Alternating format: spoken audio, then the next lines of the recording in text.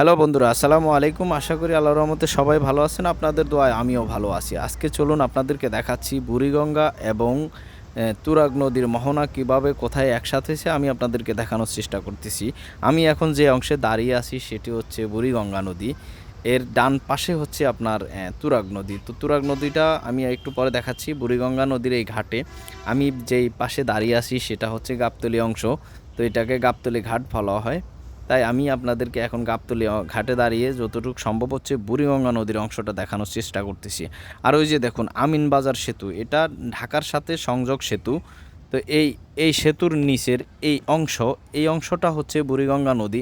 আর ডান পাশের ওই অংশটা হচ্ছে তুরাগ নদী। তো এই দুটি নদীর মোহনা মূলত এখানে এসে একসাথে হয়েছে।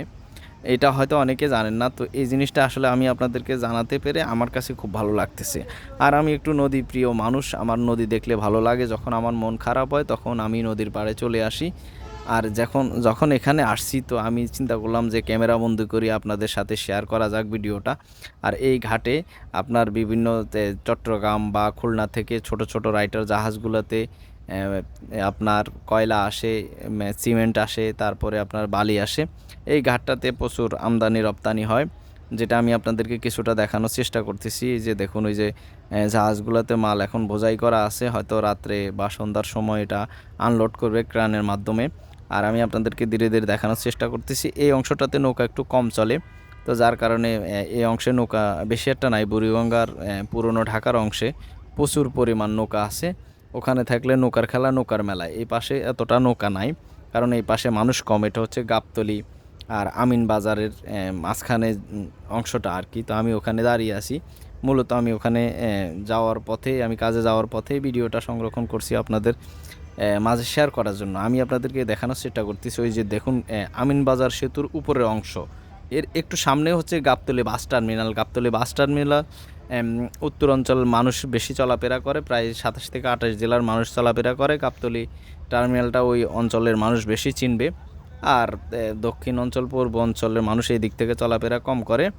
তো দেখুন আমি আপনাদেরকে দেখানোর চেষ্টা করতেছি। আপনারা দয়া করে ভিডিওটা একটু লং হচ্ছে, ধৈর্য সহকারে আমার সঙ্গে থাকবেন। আর আমি চাই সবাই সবার পাশে থাকবে। এটা হচ্ছে এই প্ল্যাটফর্মের নিয়ম, এটা ডিজিটাল প্ল্যাটফর্মে এরকম নিয়ম।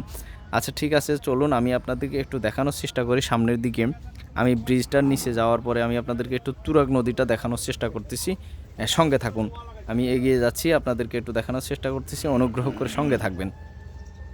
যেহেতু আমি আসছি এখানে, সেক্ষেত্রে আমি ভিডিওটা সংরক্ষণ করে আপনাদের মাঝে শেয়ার করার চেষ্টা করতেছি। আসলে ব্যাপার হচ্ছে কি, অতটা সময় পাই না, যার কারণে যে আপনার ভিডিও তেমন একটা করা হয় না। তারপর সবার পাশেও থাকা যায় না, অনেক সময় সবাই ভুল বুঝে। তো দেখুন এই যে এটা হচ্ছে আমিনবাজার সেতু। এই আমিনবাজার সেতুতে আপনার ডান পাশের অংশটা হচ্ছে তুরাগ নদী। আর এটা আমি যে অংশে দাঁড়িয়ে আছি এটা হচ্ছে বুড়িগঙ্গা নদী। তো যেহেতু এখন বর্ষা মৌসুম, সেক্ষেত্রে পানি পরিষ্কার স্বচ্ছ। কিন্তু আপনার শুকনো মৌসুমে পানিটা অতটা পরিষ্কার থাকে না। বুড়িগঙ্গা বলেন আর তুরাগ নদী বলেন, বুড়িগঙ্গাটা একটু বেশি পানির গন্ধ হয়ে যায়, তুরাগ নদীটা একটু কম হয়। এটা হচ্ছে আমাদের মতো মানুষের কারণে পরিবেশ নষ্ট হয়ে যাচ্ছে। দেখুন জাহাজগুলো একটার পাশ দিয়ে একটা কীভাবে যাচ্ছে, একটু একটু ফলো করেন, আপনারা দেখতে পারবেন। আমি আপনাদেরকে একটু দেখানোর চেষ্টা করতেছি। আর মূলত এই প্ল্যাটফর্মে আসলে কাজ করতে হলে একে অপরকে সহযোগিতা করতে হবে, একে অপরের পাশে থাকতে হবে। এটা হচ্ছে প্রথম কথা। দ্বিতীয় কথা হচ্ছে আপনারা কেউ কারো উপরে রাগ অভিমান করা যাবে না। এখানে রাগ অভিমানের জায়গা না, এটা শুধু ভালোবাসার জায়গা। আর একে অপরের প্রতি আপনার ছাড় দিতে হবে, আপনার স্যাক্রিফাইস ছাড়া মানুষের জীবন সেবন সুন্দর হয় না। ঠিক তেমন এই প্ল্যাটফর্মও যদি আপনি একজনকে স্যাক্রিফাইস না করেন, তাহলে কখনোই এখানে সফলতা অর্জন করা সম্ভব না। তো অবশ্যই আমরা সবাই সবাইকে স্যাক্রিফাইস করব, আর একে অপরের সাথে কাঁধে কাঁধ মিলিয়ে এগিয়ে যাব।